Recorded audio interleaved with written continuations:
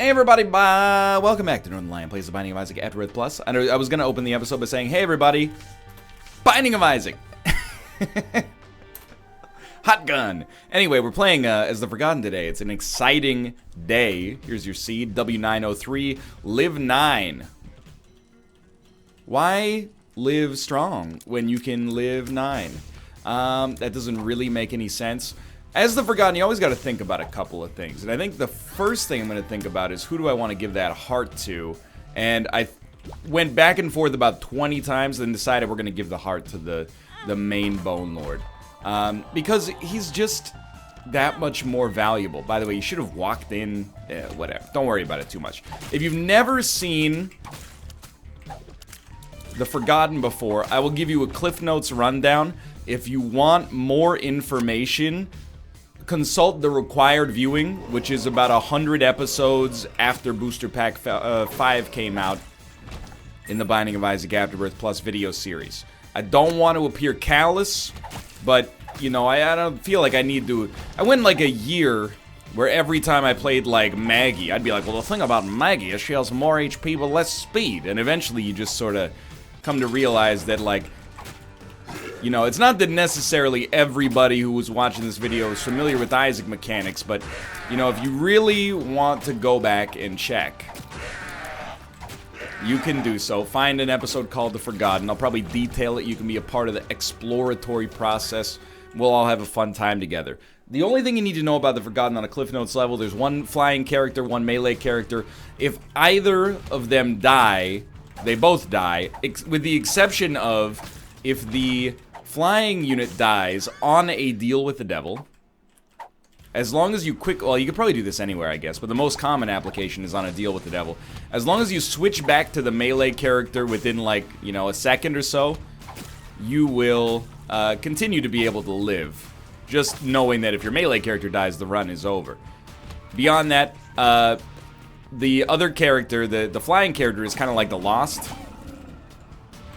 except with Spirit Hearts. It's like a Lost mixed with Blue Baby. Flies. Doesn't really do so well in the whole HP department. But, oh, and is tethered, which is a big thing. But, you know, still very useful for a lot of specific fights. But on the other hand, Melee Lord is just so darn good, man. Because his damage is so high relative to the other characters. So what would you take out of these? I think, for me personally, I would rather have flying on the Bone Lord, which basically means we never, ever, unless we want to, have to be the soul version again. Plus, we can't right now. But beyond that, we get the speed upgrade. So I'm for this. I'm very much for this. All you need to know, even that might have been too much of an analysis, all you really need to know is that this is the strongest fun character in the game. I don't want to insult those of you out there who love Azazel.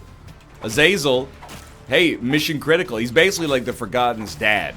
Because if you don't have Azazel, good luck getting the Forgotten. Oh, I forgot, you could also throw the bone. I forgot it because I personally don't consider it very useful. But, you know, your mileage may vary. To each their own. I have lost with the Forgotten before. I had previously boasted, and this is, it makes for the funniest videos, and also the saddest nights for me. But I previously had said, like, man, if you want to never lose an Isaac run again, go as the Forgotten. And then, boom, boom, ba-doom. Okay, this is way too many pills. Should have taken my own advice. Okay, Hematemesis is actually really useful. Luck down, not so much. Speed down, not so much. 48-hour energy could be useful under some circumstances. Well, I'll tell you one thing. I'm really glad I took that speed upgrade. And not the the spectral tears. We both had, they were both with flying abilities, but still. I love the smell of a fresh character. You know, no matter what you do, it's not wrong. If you take the Polaroid instead of the negative, hey, who's to stop you, right? It's still it's a positive long term. Probably, and here's, you're going to notice, if you're interested in the unique Northernlion interpretation of the Forgotten, amazing character, rife with potential for operator error. So here, it's a little touchy just because we don't really want to get too close to guys who can shoot homing tiers. So we will use the ranged attack instead of the melee, but once we get through this, we can start to have a conversation again, hopefully, now that my brain is returned to myself instead of having to be used to fight those enemies.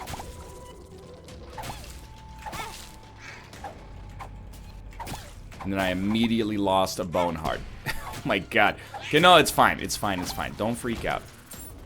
I think I see a big room, and my brain, it sends like a subconscious message. It says, hey, if you take damage on this room, it's okay. This room is a large room. No one would expect you to not take damage on a large room. That's like not getting a tummy ache when you eat a big chocolate bar. It's okay. Go ahead. What I need like an Arlie Ermy. It's not Arlie Emery, was it? It's Ermy. The drill sergeant from Full Metal Jacket. You know, I imagine that if he was like that in real life, he was probably kind of a pain in the butt to deal with. You know, you'd be going at, there's a bit for you. Arlie Ermy goes to like the shoe stores. Put that shoe in there. You don't need a shoehorn, maggot. Just clench. Anyway, that's my joke. That's my Arlie Ermy impression. Apparently, everybody knows this at this point, but if you don't, allow me to be the person to tell you.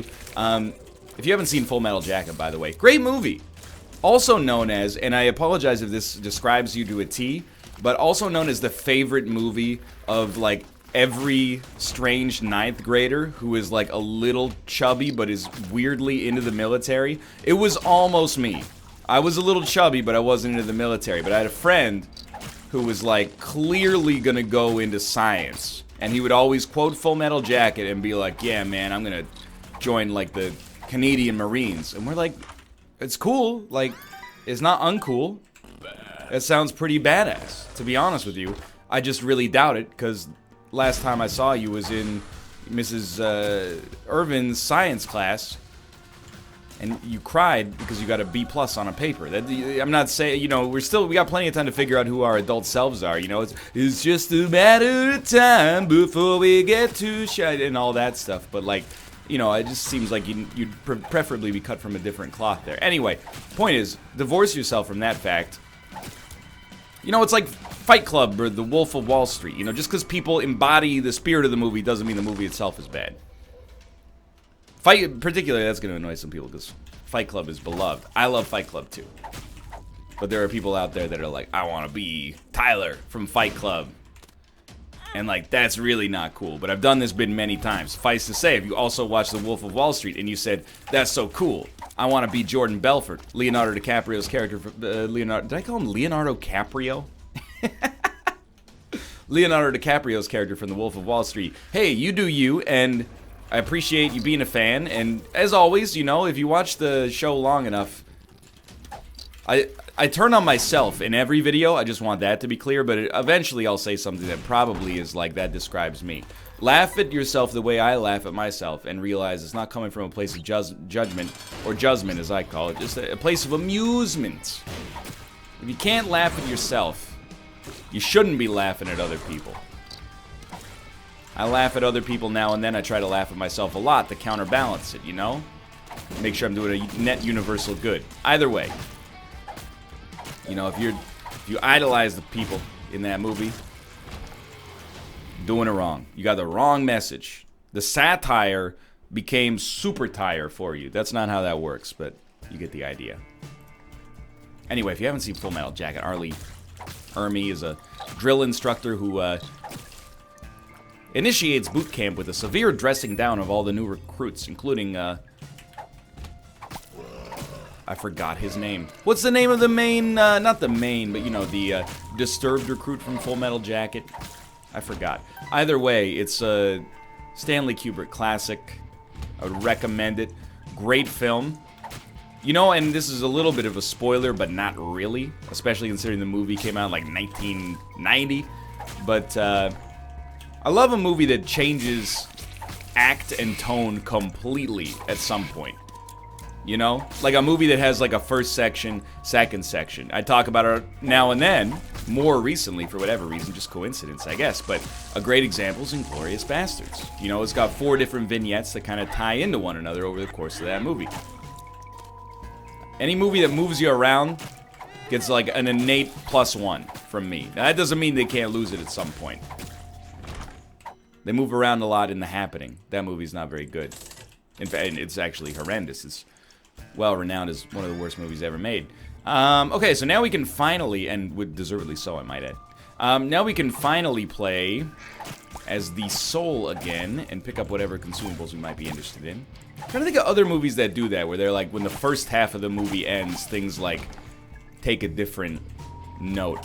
It's like a play, you know? You have like an intermission and then just ruining my deal with the Devil Chance for no reason. But here's the thing. It's a little bit hubristical.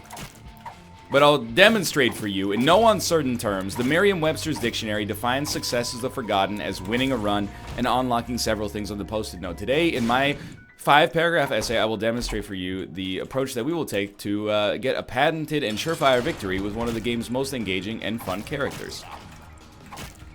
You laugh, but you take that speech into, with that same cadence, you take that into 10th grade, you're getting a B, okay? And that was just off the top of the dome piece. I actually, and this is a pivot because I wasn't really happy with where the last conversation was going, just kind of seemed like a conversational dead end to some extent. I will take this. Sadly, I might need the HP. Sure, why not? I actually, does everybody know somebody along these same lines? I had an acquaintance, and I would have been friends with him. He didn't want to be friends with me. He was too cool. I had an acquaintance in elementary school and high school that was book dumb, and I say that not as an insult, but he was not the scholastic type. Half of that was because he never did any of his homework. The other half of that was, I don't know, the way he was raised or something along those lines. You know, it just wasn't, he didn't make school a priority, let's put it that way. So we're just gonna hang out with this guy for now because I don't want to lose my bone heart. This is the principal use of the soul version of this character. But anyway, we were doing speeches in 10th grade English class, and you know, everybody had prepared their speeches in advance. I was a huge nerd. I varied in nerddom throughout high school, believe it or not. 9th and 12th grade, kind of just like a medium nerd. 10th and 11th grade, turbo nerd. I'm talking like for my 10th grade speech, that was probably worth 10% of my mark in one class. Not only did I do the requisite stuff of preparing the speech, and by the way, don't feel bad if you do this. I got the mark, it owned. It was, I have to imagine that I probably got 100 on it at this point, which is not that impressive because, you know, I mean, it wouldn't be that impressive now because I'm a 29-year-old man, but at the time I was like 14, 15, you know, so I was with a group of my peers, so it felt a lot better. Anyway, the point is, that's irrelevant, but please praise me. Secondarily, after writing the speech, I went a step further, and I recorded myself giving the speech, listened to it again, and then, like, made notes and improved my cadence as a result. I don't even watch my own videos at this point in my life, okay? I consider it an extreme... That was very dumb. I really do, and you're gonna disagree, different definitions of the word waste, you know? I don't consider myself a work smart, not hard kind of guy. I like to work at a medium level of intelligence, but as hard as it seems prudent given the moment. You know, I don't like to work soft, let's put it that way. But I think that is extremely working dumb and also hard. That's working dumb and hard, which is not where you want to be on that sort of political spectrum, you know? You know, you've seen the one I'm talking, the political compass. I would consider myself a centrist when it comes to working smart, somewhere between dumb and smart, but I'm definitely on the work hard side of things. So I don't know, maybe that is where you want to be. Partly. What am I talking about? Anyway, so the whole point is this guy. Let's just call him Burke, because that's a name that obviously is so implausible. Dude, the melee Tammy's head is so good here. And now you're going to be like, he's really named Burke. Yeah, his name was Sean Burke. He's the former goalie for the Calgary Flames. And Hartford Whalers? Why does my brain have that info? Get that out of there. Put like the periodic number for lead or something in there. It's more valuable than knowing the now defunct team Sean Burke used to play netminder for. Either way. So Burke, not really much of a scholastic type, as mentioned. He gets up. I had put maybe, 15, 20 hours into the speech. I had given mine a couple of days earlier. You know, in high school, there's no real rush on things. It takes a while for all this sort of stuff to get done, and that's cool. I mean, what are you gonna do? You know, you're trapped. He gets up, and the first line of his speech was just like, I didn't prepare a speech at all. I haven't done my research, but I'm just gonna talk to you guys for 5 minutes. Now, it wasn't like a TED Talk. It wasn't like he was like, I'm gonna demonstrate that prepared speeches are... No, it was just... He didn't do the work, but he was like, you know what? Rather than tell the teacher I don't have something prepared, I'm gonna get up there and get it done. And you know what? It owned. I know I'm bringing owned back. I'm really trying. Them other streamers don't know how to act. They're still trying to hit you with the ligma tact. Anyway, so he got a terrible mark, as he told us later. But I always was like begrudgingly admiring of that. A guy who had the natural charisma. And really, like, it takes the cojones to do that and go up and not only say to the teacher, like, hey, I haven't done the work you assigned. But beyond that, to also be like, you know, for all of my fellow kids or fellow classmates, not really kids at that age, I guess, but you get what I mean. You know, I'm just gonna BS with you for like 5 minutes improv. It was really impressive. Now, I don't know what he's doing now. Probably something, you know, industrial would be my guess, based on the town where I grew up and where it seemed like he was going. But either way, you know, I'm jealous, you know, of whoever his family and peer group are out there, because you know what? He must be the funniest person in their group. I think everybody's probably got people like that are naturally, you know, super charismatic, and you know, they just carry the conversation no matter what. You might think that I'm one of those guys. I have been on occasion, but it's always a chore. Every single time it's like, I wish that I didn't have to be this guy, but I do, cause no one else will do it.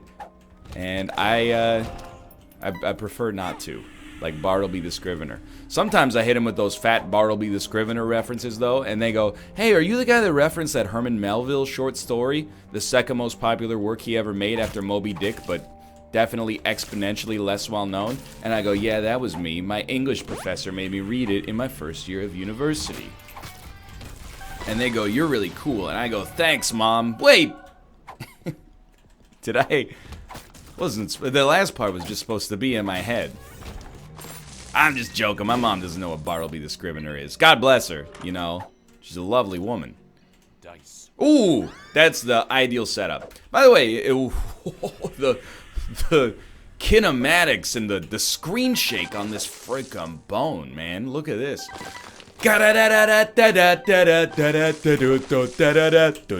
Bone man. He's got a bone in his hand. His twin flies 6 inches above the land. Bone man. Neighbors gathering at their doors right now. Mommy, the weird man's talking to himself again. And the mom is like, that's Spoon Man, honey. And that guy is funny as heck. Plus, he's got great taste in music. Yeah, it smells nice, too. Thanks, Mom. Wait a minute. Okay, how many times can you use that joke? I don't know. Probably not enough. As many times as you want, sweetie. Look, get out of my head. If you could be any X-Man, what X-Man would you be? I want to tell you right off the bat, anybody out there who says Cyclops, turn off the video.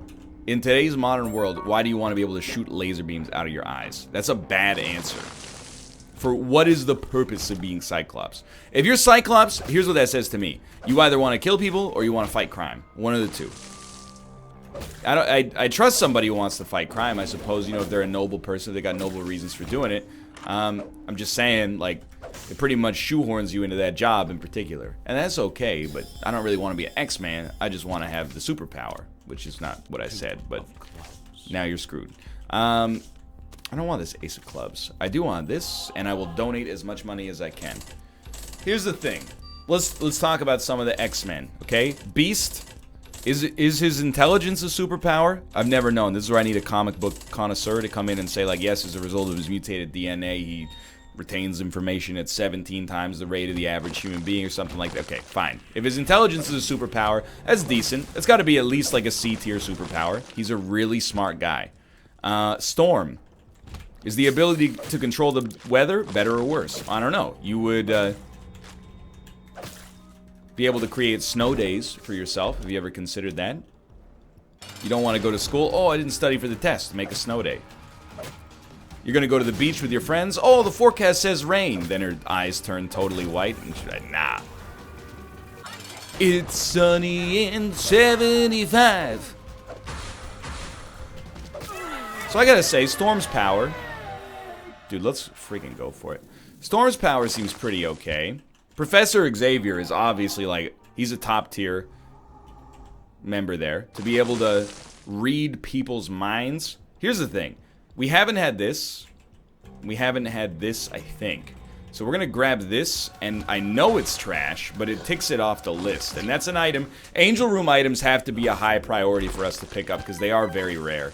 The ability to read people's minds and influence their minds perhaps as well. The second one being a little bit more sinister, but you know, it's a valuable skill even in today's modern world. Not necessarily a world where you have to fight evil. Magneto's superpower is also amazing. You know, even if you weren't using it to gain the trust of Professor Xavier only to later betray him over the course of the film, it would still be a valuable skill to have. Like, think about how valuable he would be in industry. To be able to lift, you know, you don't need a crane anymore. We'll just call Magneto. Magneto will lift it up. And then later, he'll probably try to, like, recruit you into his weird army to eventually enslave all of humanity. But, you know, like, until that moment, he always gives you a glimmer of hope. They're like, oh, maybe this is the movie where Magneto is reformed. Nope. There he goes, killing again. So those are good. I don't know. I mean, I feel like some of the skills are just cheating. And I'm like, people always talk about, like, canon, like in the comics. The Flash is very strong, but Superman's superhuman senses allow him to perceive the Flash at his speed of movement and thus counter him. Yeah, but I don't care. That's just one nerd's opinion on how that fight would go down. The fight didn't happen. He's not a historian. I don't want to argue canon. I want to argue interpretation. And in my interpretation, any superhero who can move so fast that time slows down around them, like they basically are able to act at a human reaction time, or maybe 1,000 times faster than the average human being, that's got to be the best superhero. I'm sorry to tell you. How does Superman beat the Flash? I have to know. And it's kind of cheating. I know Superman, he's a hard character to make interesting. Smarter people than myself have touched on this. But, you know, when they try to make him interesting, oftentimes it seems to boil down to, like, alright, he can do anything, but he's sad. And sometimes he's misinterpreted. You know what I did like? And this is going to be spoilers for the very opening of Batman vs. Superman Dawn of Justice. Well, it's more spoilers for the end of Man of Steel. That movie came out 7 years ago. So if you're a diehard Superman fan that would care about the end of Man of Steel and you have not seen it yet, I'm sorry to tell you, you have bad time management skills, okay? You're telling me you love this character enough to be worried about spoilers. Spoilers for a reason, by the way, not just going out of my way to say it. I'm going to make a point here, but... You know, you could have penciled that in. At some point, you have to give up the ability to be offended by spoilers if there's a good reason behind them. And also, you know, if you've had the opportunity. Like, here's the thing. I want to see the Vivitch. But I haven't seen it yet. If somebody in passing were to mention, scene at the end of the Vivitch that's deeply unsettling and quite surprising as well, you might think that I would be offended. I wouldn't be. The movie came out in 2015. I'm not saying you should just go around, like, gleefully spoiling things for no reason. But if it comes up incidentally over the course of a conversation, you know, I have my chance to see it. It's been in the back of my mind for a while. I was gonna... People always do that. I was gonna watch... What is the... I'm trying to think of, like, the oldest movie. I was gonna watch the original King Kong right at the end of the stream, and now you told me he climbs on top of the Empire State Building. I don't even want to see it anymore. I've been planning on watching that movie on Thursday, September 28th for my whole life, and you had to ruin it by being a big meanie. Anyway. What's going on, sorry, is, one thing I liked about the... And I haven't seen Man of Steel, hilariously enough, which makes this even better. I'm spoiling a movie I ain't even seen, but I'm familiar with the context of. The end of Man of Steel, Superman fights his adversary. I guess at this point I might as well just tell you, is General Zod. Played by one of my favorite actors in Hollywood, Michael Shannon. Not favorite enough that I would pay money to see Man of Steel, but, and you're like, well, how did you see Batman vs. Superman: Dawn of Justice? Guess what? MFer saw it on an airplane. Regardless, though, the movie opens, or sorry, the movie ends with him fighting General Zod in Metropolis, and they're just busting that city up. They're ruining Metropolis with their fight. And it's kind of, you know, when you're watching the movie, I imagine, my bone hearts every time.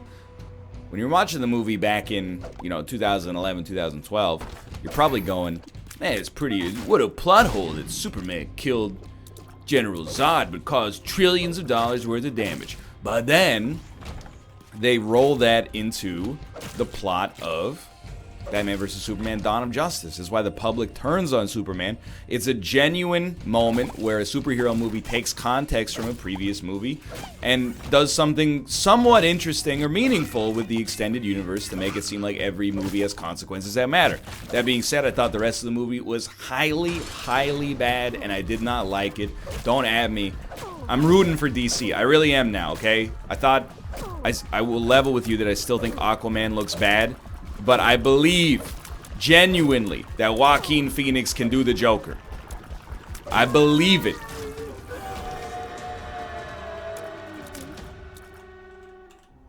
I sort of just implicitly believe that Joaquin Phoenix would not take a role that ruined his career.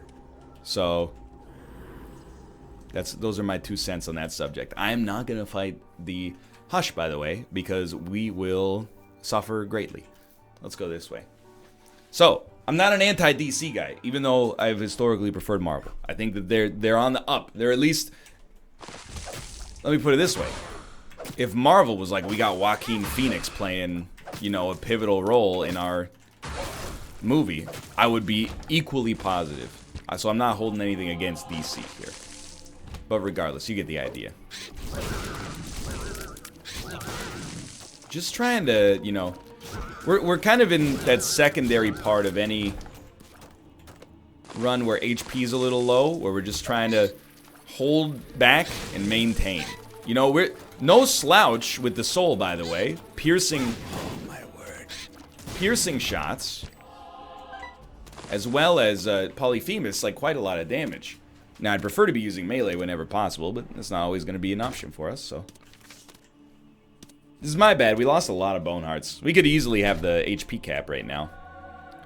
We could have re-rolled that, but I'm not in the business of making enemies right now.